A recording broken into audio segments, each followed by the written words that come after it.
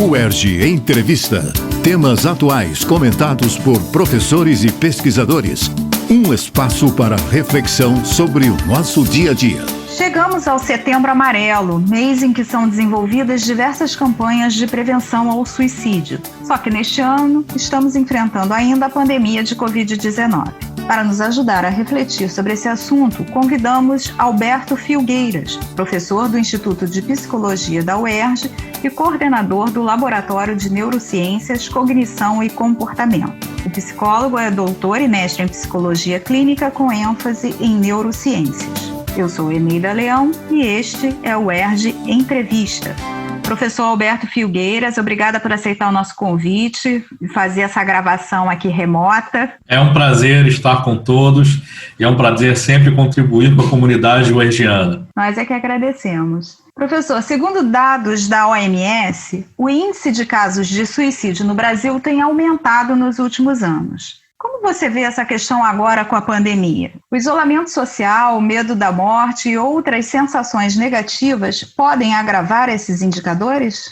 Olha, o que as nossas evidências sugerem é que aqui no Brasil, de fato, há algumas questões psicossociais, ambientais, comportamentais que estão associadas a possíveis acometimentos de doenças mentais em pessoas durante o período de pandemia. O primeiro fato que a gente evidenciou e que a gente encontrou na nossa pesquisa foi o aumento significativo dos indicadores sintomáticos de depressão, ansiedade e estresse. Essas três condições mentais, elas são de fato mais acometidas durante o período de pandemia, e isso a literatura científica já havia sugerido.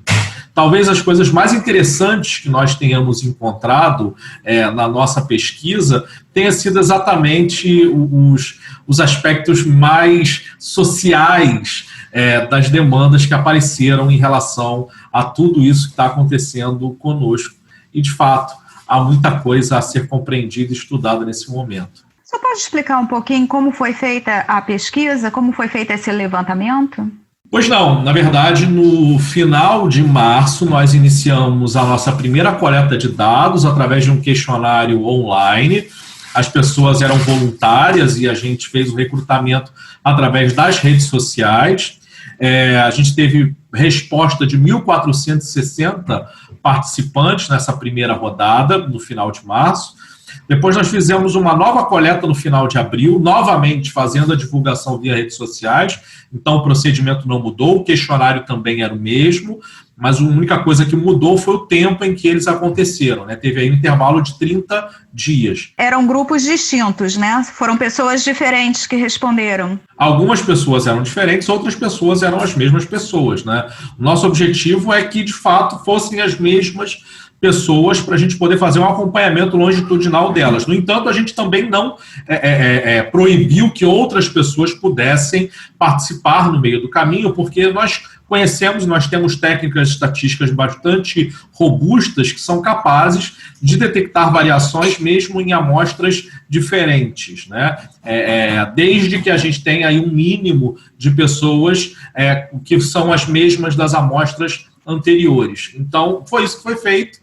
Nós coletamos esses dados final de março, final de abril, e agora, recentemente, coletamos novamente final de junho, com dados que a gente ainda está analisando, a gente ainda está preparando a base de dados, enfim, agora são 3 momentos no tempo, isso leva mais tempo em termos de análise de dados. No entanto, a gente tem evidências de que esses dados eles continuam altos, infelizmente, mas, de fato, o que parece, o que os dados sugerem, é que provavelmente as pessoas estão mais nervosas, estão mais ansiosas, estão mais deprimidas, muito mais por conta da doença em si do que, objetivamente, por conta da quarentena ou do próprio isolamento social. É claro que tem uma ou outra pessoa que tem a questão em relação ao isolamento social, mas, de um modo geral, a doença, ou a existência de uma doença desconhecida e que não se conhece prognóstico, não se conhece sintomatologia, que não se conhece a forma como ela atua, talvez seja a coisa mais impactante para nós brasileiros, e isso está causando maior nível de adoecimento. Professor, dentro desse universo que o senhor pesquisou, como é que a gente poderia dizer, foi possível traçar assim, um perfil de quem está mais vulnerável à ansiedade, à depressão e às vezes até consequentemente ao suicídio?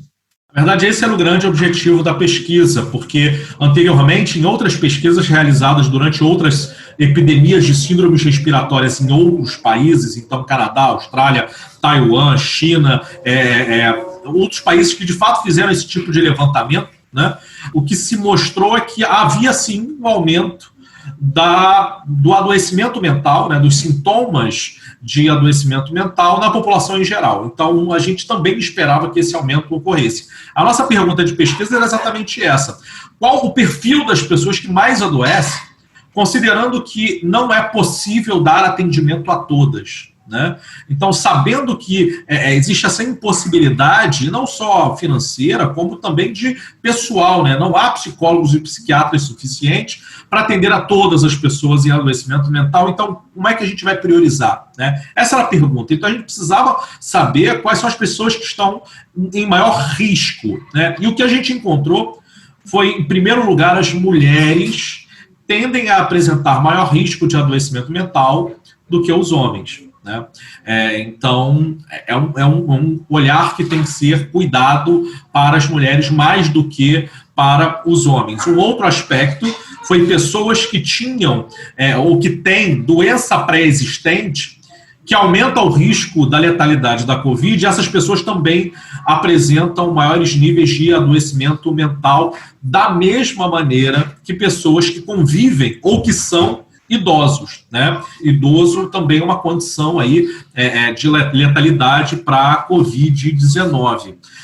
Uma das coisas que também a gente detectou, e que foi muito curiosa, pelo menos para nós, é que no primeiro momento, aquelas pessoas que tinham crianças em casa, as crianças eram um fator preventivo e não adoecedor, né? Então, a ideia de que você tem uma criança em casa, que isso vai ser mais estresse por causa das aulas online, isso vai ser mais estresse porque a criança, enfim, vai estar ali ativa e precisando de atenção, a gente achava que de fato ia ser um fator adoecedor, estressante, mas na verdade era o oposto, né?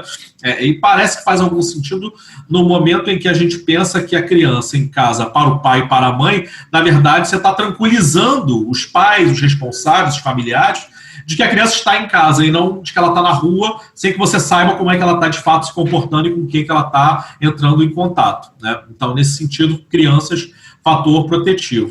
Dava uma certa tranquilidade para os pais, né?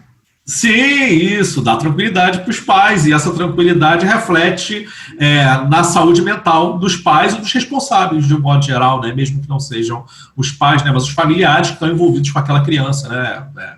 Muito comum, o brasileiro ele tem essa cultura muito enraizada e esse comportamento de morar muita gente junta, né? As pessoas compartilharem os mesmos locais e ao compartilhar os mesmos locais residenciais, nem sempre é o pai ou a mãe especificamente, né? Mas é o irmão, é o tio, é o avô, enfim. E para essas pessoas a criança estar em casa é algo bom, não algo ruim como a gente acreditava do ponto de vista de estresse, né, familiar. E existem 3 fatores muito importantes, comportamentais, que auxiliam as pessoas nesse processo e que, ao saber e detectar que essas pessoas já passam por esses comportamentos, já criaram esses hábitos, a gente não precisa ter tanta preocupação com essas pessoas assim. Quais são esses 3 aspectos? O primeiro, alimentação saudável. Então, pessoas que têm uma alimentação saudável, uma alimentação regrada, balanceada, essas pessoas tendem a apresentar menores níveis de adoecimento mental. Faz todo sentido do ponto de vista fisiológico, o equilíbrio do corpo é importante nesse momento. Segundo aspecto, exercício físico. Então, as pessoas que fazem exercícios físicos regularmente também se protegem do ponto de vista de saúde mental, não só de saúde física, mas também de saúde mental, em relação ao adoecimento mental, né? Isso é bem importante, porque a gente sabe que o exercício físico não é nem sempre é praticado pelas pessoas, mesmo que em casa, mesmo em confinamento, né? Pelo contrário, o confinamento gerou uma justificativa social de que, eu estou confinado, logo não vou fazer exercício, e a gente percebeu que não é bem assim. Se você faz exercícios durante o confinamento, você se sente melhor do ponto de vista de saúde mental. E o último, e talvez o mais óbvio de todos, é que as pessoas que fazem terapia, psicoterapia com o psicólogo, seja na modalidade presencial, seja na modalidade virtual, e durante o período mais crítico de confinamento, todo mundo praticamente fazia a sua psicoterapia de forma virtual, mas mesmo a psicoterapia virtual, ela ajudava, obviamente, nas pessoas a diminuir esses sintomas de adoecimento mental durante esse período. Então, a psicoterapia faz bem para qualquer tipo de pessoa, não só por uma questão de tratamento, mas também por uma questão de profilaxia, de prevenção do adoecimento. Professor Filgueiras, como é que a família, por exemplo, pode identificar, ou as pessoas que moram juntas, né, podem identificar que um dos membros da casa, o senhor falou das mulheres, né, como um grupo onde tem maior probabilidade, né, de adoecimento, como é que se pode identificar se a pessoa está adoecendo mentalmente, se está com algum tipo de sofrimento psicológico?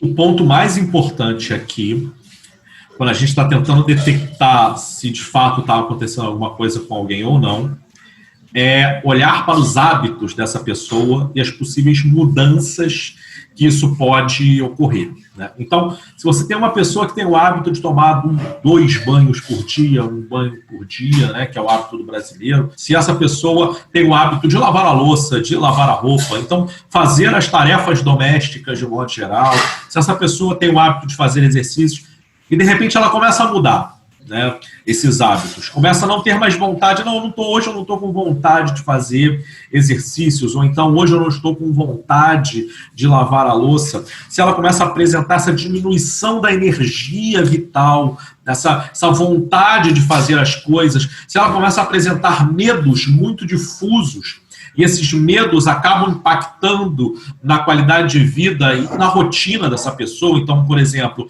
a pessoa pede alguma coisa para o entregador, né? E aí ela evita, não quero receber o entregador, porque pode ser que ele tenha trazido o vírus da rua. Então, quando começam a aparecer esses comportamentos atípicos para a pessoa, então é a hora de você ter um olhar mais cuidadoso e é a hora de chamar um profissional. Afinal das contas, a palavra de ordem é a modificação nos hábitos e na rotina, e essas modificações que de alguma maneira comprometam a qualidade de vida dessa pessoa.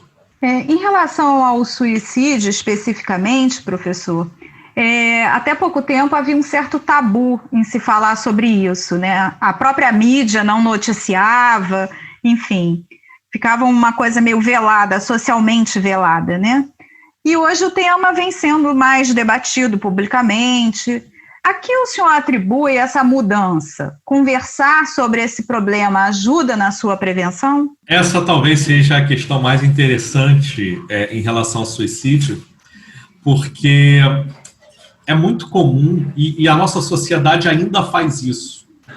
Qualquer coisa que você não tenha o profundo conhecimento ou que você tenha medo de que aconteça, você evita falar, né? Eu tenho medo de que eu vá me acidentar caso eu saia de carro, então eu evito falar que eu posso me acidentar e como é que eu vou prevenir os acidentes de carro, né? Então a nossa sociedade faz isso. Quando ela tem medo que alguma coisa aconteça, ela evita falar. Suicídio é mais uma delas. De fato, é um problema. É um problema que geralmente está associado à depressão, né?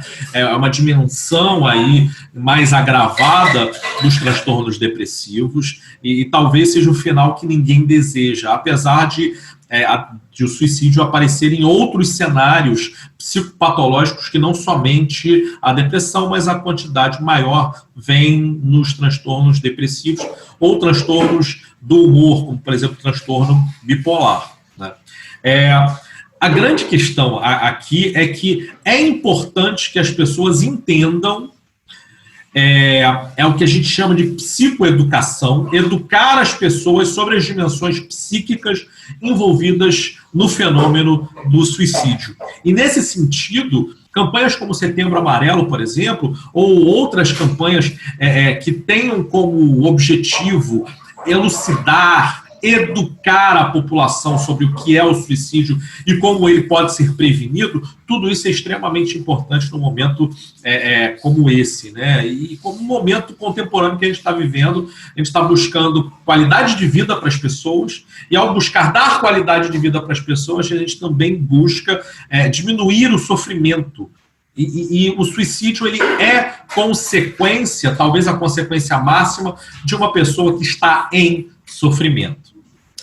Talvez esse seja o ponto mais importante da gente entender. Então, identificar essas pequenas ocorrências, né, como, por exemplo, o relato de que a vida não vale a pena, né, o autorrelato de que tem vontade de tirar a própria vida de alguma maneira, as tentativas, mesmo que não sejam realizadas, as tentativas, elas são um treinamento praticamente para que a pessoa possa vir a realizar esse tipo de ato final contra a própria vida, né? Então, todos esses aspectos, eles precisam ser considerados e eles precisam ser entendidos pelas pessoas que vêm como algo que é realmente relevante. Talvez a pior coisa que alguém possa fazer, e para isso que os profissionais da área da saúde mental têm cada vez mais falado e mais sinalizado para a população em geral, a pior coisa que se pode fazer para uma pessoa que está mostrando indícios de que possa vir a cometer esse tipo de ato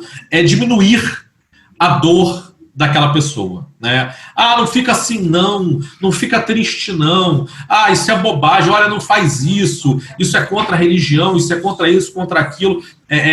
No final das contas, o que você está fazendo é diminuindo, você não está dando legitimidade à dor que aquela pessoa está sentindo, e ao fazer isso, você está aumentando o risco de que possa ocorrer. Isso é bem importante da gente compreender, e a partir do momento que a gente compreende, a gente começa a se comportar de maneira diferente. Para isso que serve a gente conversar sobre o tema. Sim, com certeza. Professor, para fecharmos aqui a entrevista, em relação à pesquisa, vocês farão uma nova rodada de coleta de dados? Como vai ser? Nós fizemos a coleta em junho. O nosso objetivo é permanecer fazendo coletas até um ano depois do final da pandemia, né? Então, considerado o final da pandemia, ok, temos a vacina, todas as pessoas já estão imunizadas no mundo, está tudo certo, podemos retornar a uma vida quase igual ao que a gente tinha anteriormente. Quando isso acontecer, ainda assim, por um ano, nós vamos continuar coletando os dados. Isso porque existem diversas evidências também desses estudos epidêmicos que mostram que provavelmente o que vai acontecer é que em torno de 180 dias depois do fim da pandemia, as pessoas comecem a apresentar sintomas de transtorno de estresse pós-traumático. E nesses casos, a gente precisa saber identificar e precisa saber tratar também essas pessoas. E aí o objetivo é conhecer qual é o perfil dessas pessoas que têm maior chance de apresentar sintomas de transtorno de estresse pós-traumático. Então, nós vamos continuar coletando os dados. Nós coletamos os dados no início da pandemia, na subida da curva, no pico da curva. Vamos coletar um novo dado agora na descendente da curva, quando a gente conseguir entrar numa descendente, né? Parece que está sinalizando para isso, mas a gente ainda não tem muita certeza. Então, talvez final de setembro, ou talvez final de outubro, a gente faça uma nova coleta de dados. Depois a gente faz uma coleta de dados no período de vacinação, acreditando que as vacinas serão disponibilizadas aí em 2021. Então, a gente coleta de novo e a gente faz uma última coleta um ano depois para a gente identificar todo esse perfil, para a gente fazer esse acompanhamento longitudinal de todas as pessoas que participaram e que, de alguma maneira, possam contribuir para a ciência, para a gente compreender melhor e para a gente poder criar ações mais efetivas de intervenção na área de saúde mental. Tomara que passe logo, né, professor? Tomara que passe logo. Obrigada pela sua participação. No UERJ Entrevista de hoje, conversamos com o professor Alberto Filgueiras sobre depressão, suicídio e os efeitos da pandemia de Covid-19. Lembramos que durante o Setembro Amarelo, o grupo UERJ pela Vida preparou uma programação de eventos. Confira depois no portal da UERJ. Acompanhe a Rádio UERJ em www.cte.uerj.br/Rádio UERJ e siga-nos no Facebook, no YouTube e nas principais plataformas de podcast. UERJ Entrevista. Produção Rádio UERJ. Realização Centro de Tecnologia Educacional, CTE.